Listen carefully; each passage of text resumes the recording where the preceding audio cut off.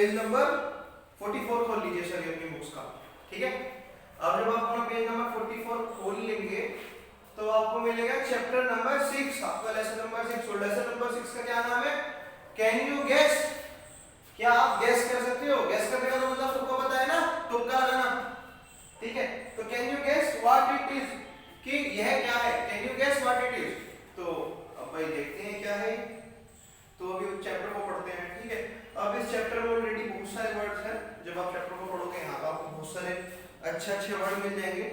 सो आप इन वर्ड का खुद से मीनिंग फाइंड करना, आप सबके घर में डिक्शनरी होगी, वरना आप अपने पेरेंट्स की भी हेल्प ले सकते हैं। तो शुरुआत करते हैं अपना चैप्टर, ठीक है। Vani is holding something behind her back, she sits down next to Ishaan. So एक गर्ल है जिसका नाम है वानी। क्या नाम है गर्ल का? वानी, ठीक है। अब भाई वो जाके बैठ जाती है ईशान के बगल में, ठीक है। और उसने अपने हाथ ऐसे पीछे कर रखे हैं, मानो वो कुछ दुबका रही है, ठीक है। अब वानी कहती है I have a gift for you that I bought from Australia, I will give you 5 clues and you will need to guess what your gift is. और वानी ईशान से कहती है कि देखो मैं तुम्हारे लिए गिफ्ट लाई हूं, ठीक है। और गिफ्ट कहां से लाई हूं? ऑस्ट्रेलिया से। यानी कि लड़की ऑस्ट्रेलिया गई थी, ऑस्ट्रेलिया से अब उसका दोस्त है ईशान, उसके लिए गिफ्ट लाई है। और अब वानी कहती है कि देखो मैं तुम्हें गिफ्ट तब दूंगी, पहले मैं तुमसे 5 क्वेश्चन पूछूंगी। कितने क्वेश्चन पूछ लिए? 5, ठीक है। अब 5 क्वेश्चन पूछने पे तुम्हें मुझे उसका आंसर बताना, मैं तुम्हें क्लू दूंगी कि क्या गिफ्ट है, तुम्हें बताना होगा कि मैं तुम्हारे लिए क्या गिफ्ट लाई हूं। सो ईशान कहता है कि okay tell me the first clue, ठीक है मुझे पहला क्लू दो।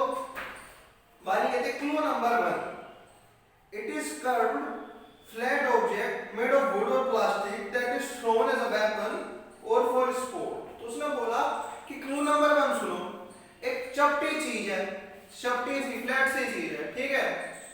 और इसको भाई वेपन की तरह यानी हथियार की तरह भी इस्तेमाल करा जा सकता है फेंक के, और इसको भाई ऐसे खेल की तरह भी खेलते हैं, लेकिन इसे फेंकते हैं।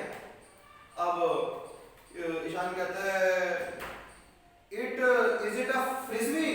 फ्रिस्बी सुनिए, जो आपने देखा है गोल सी होती है ऐसी, उसे फ्रिस्बी कहते हैं। शायद आप में से किसी ने देखी हो, ऐसी होते हैं फ्रिस्बी, उसे ना फेंक के खेलते हैं ऐसे, कार्टून में भी दिखाते हैं, है ना। ऐसी फ्रिस्बी होती है, उसे ऐसे पूरी गोल होती है सर्कल, ऐसे एक प्लेट जैसी होती है, तो उसको फेंक के बच्चे कैसे ऐसे खेलते हैं। देखा क्या ये फ्रिस्बी है?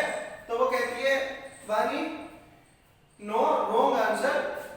फ्रिस्बी को आप एक वेपन की तरह इस्तेमाल नहीं कर सकते ना। उसने बोला था फ्रिस्बी, लेकिन फ्रिस्बी को खेलने के लिए तो इस्तेमाल करते हैं फेंक के, लेकिन इस आज तक वेपन की तरह तो इस्तेमाल करते नहीं। तो कहता है, तो ईशान कहता है okay give me second clue. Ishan कहता है चलो कोई बात नहीं, दूसरा क्लू दे दो। कहती है okay the ancient versions of these were found in many parts of Africa, Asia, Europe and North America, they are now popular in Australia.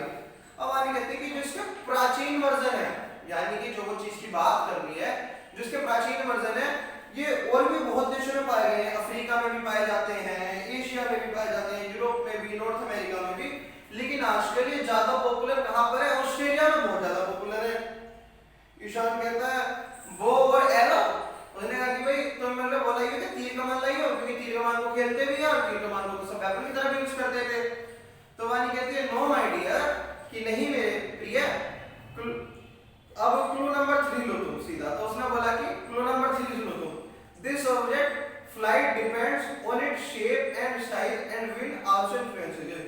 कहती है कि ये जो ऑब्जेक्ट है, ठीक है, ये डिपेंड कर कि जो ये जो ऑब्जेक्ट जो उड़ेगा, यानी जो वो खिलौना लाई है, जब वो उड़ेगा तो डिपेंड करेगा उसकी शेप पे भी डिपेंड करता है, साइज पे भी डिपेंड करता है, और जो हवा है वो भी इस पे इन्फ्लुएंस करेगी कि आपने किस तरीके से फेंका, कैसे फेंका, और जो गिफ्ट लाई है वो किस शेप में है। तो और भी बहुत सारी चीजें इसमें इन्फ्लुएंस करती हैं।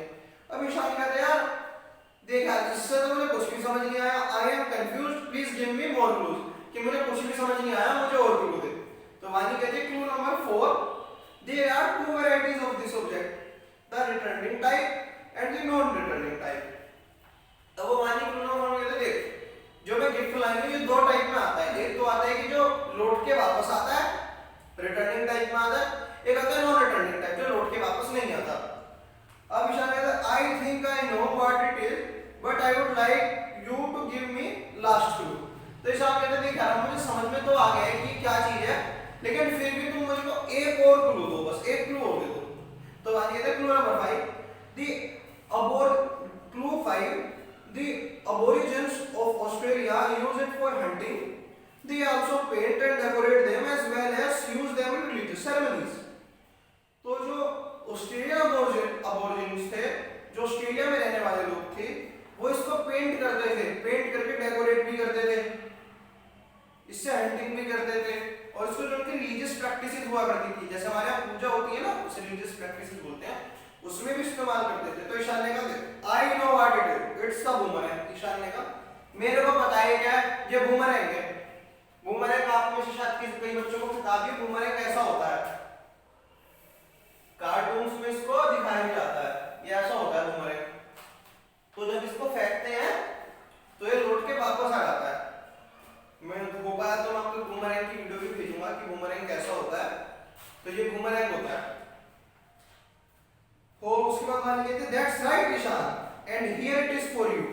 हाँ बिल्कुल सही ईशान। अब ये लोग ना there is a returning type of boomerang, ये एक रिटर्निंग टाइप ऑफ बूमरैंग है, मतलब जब तुम इसे फेंकोगे लौट के वापस भी आएगा, which means that if you throw it correctly it will come back to you. Try it.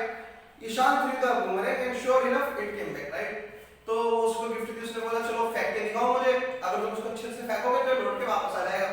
तो ये ईशान ने तुरंत फेंक दिया बूमरैंग और उसने अच्छी तरीके से फेंका था तो उसका बूमरैंग लौट के भी वापस आ गया।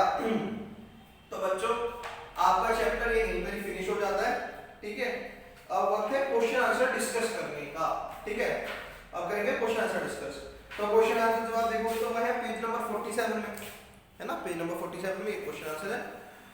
सो सबसे पहला क्वेश्चन है how would you describe a boomerang, आप बूमरैंग को कैसे डिस्क्राइब करोगे। तो ये आपको ही डिस्क्राइब करना भी बूमरैंग है, जिन्होंने आपको पहले से देख रखा है कहीं टीवी में तो उनको तो पता है, और अगर आपने नहीं देख रखा तो आप उसको कैसे डिस्क्राइब कर सकते हो, ठीक है। तो करो इसको describe. It is a toy और यूजलेस वेपन, जैसा उसने बताया था, पतला सा होता है, लकड़ी का भी हो सकता है, प्लास्टिक का भी हो सकता है ना। एक कर्व शेप होती है इसकी, ये भी हो सकता है, अपना डिजाइन है ना। और जब इसे फेंकते हैं तो लौट के वापस भी आता है। और भी अगर आपको इसको डिस्क्राइब करने का कोई अच्छा तरीका हो जो आपको इसमें लगाओ तो आप अपने तरीके को भी यूज कर सकते हैं। ये आपका क्वेश्चन है, जो भी आपके मन में लगे वो इसका आंसर है। आप कैसे बताओगे बूमरैंग कैसा होता है। सेकंड क्वेश्चन है where were the ancient version of boomerang found. तो ये पूछ रहे हैं हमसे कि भाई चैप्टर में भी बोला था ना हमारे ने कि इसके एंशिएंट वर्जन यानी इसके जो प्राचीन वर्जन थे वो और भी बहुत सारे देशों में पाए गए, देशों में नहीं कॉन्टिनेंट्स में पाए गए। तो वो कौन कहां-कहां पाए गए तो वो बता सकते हो अपना कि boomerang what does boomerang flight depend on. ये भी चैप्टर में है कि जो बूमरैंग है उसका उड़ना, फ्लाइट यानी उसका उड़ना किस चीज पे डिपेंड करता है, ठीक है। अब फ्लाइट का मतलब मैं आपको क्लियर कर देता हूं। फॉर एग्जांपल मेरे पास एक चौक है, ये चौक का पीस, ठीक है। अब मैंने इस चौक के पीस को फेंका, ठीक है। अब मैं जब इसको फेंकता हूं तो ये जो जितने टाइम ये हवा में रही इसको ही इसकी फ्लाइट बोलेंगे। अब ऐसे ही बूमरैंग की फ्लाइट किस चीज पे डिपेंड होती है तो इसका है। तो जब आप चैप्टर को पढ़ोगे तो चैप्टर पे देखो यहाँ पे सबसे ऊपर क्लू नंबर 3 इसका आपको आंसर मिल जाएगा।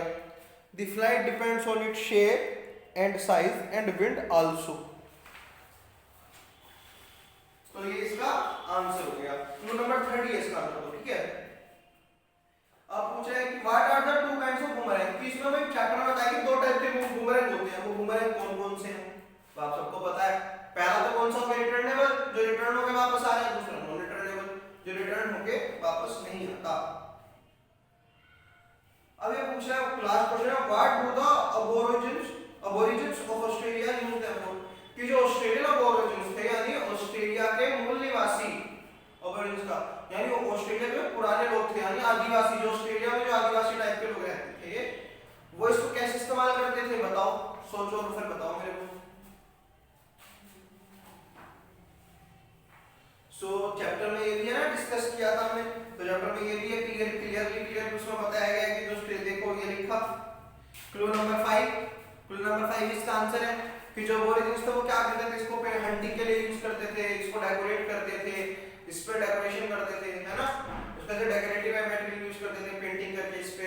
साथ के साथ बूमरैंग पे क्या किया करते थे वो इसको रिलीजियस प्रैक्टिसेस में यानी जो पूजा करते थे वो अपनी, तो उस पूजा में भी बूमरैंग का इस्तेमाल किया करते थे। और इस क्वेश्चन आंसर हो गए हैं। बाकी मैं आपको इसकी एक्सरसाइज की क्योंकि ब्लैक बोर्ड उतना फ्लेक्सिबल नहीं है। तो मिलते हैं अगले लेक्चर में।